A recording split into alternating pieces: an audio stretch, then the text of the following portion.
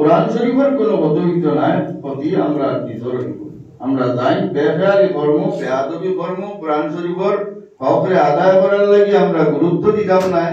আমার নিজর প্রতি এখন এটাটা কি এই বেখেয়ালি থেকে আমরা বাঁচতাম কিনা মানুষ হিসাবে আমরা খুশি হইব আমরা গলতি হইব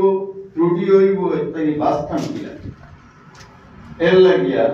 আমরা সবসময় সাত কিবলার নসিহত কবল ফলো করতাম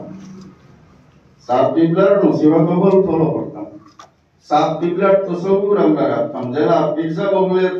মুরিদিন বলে তসব্বুরের শেখ আমরা মনে করি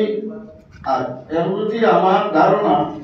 যে আজকাল যেটা বয় দই মুড়ি দই এর থেকে উস্তাদের প্রতি শারীরিক আরো মনোভাব বালা থাকে যদি উস্তাদের মতো হইয়া যাবে উস্তাদের মধ্যে এই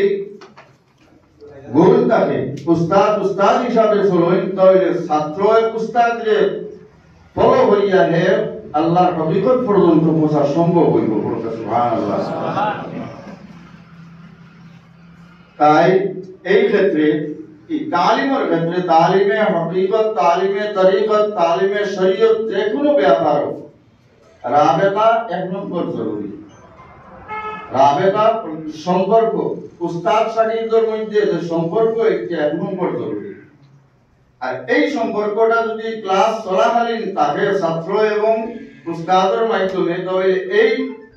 যেমন একটা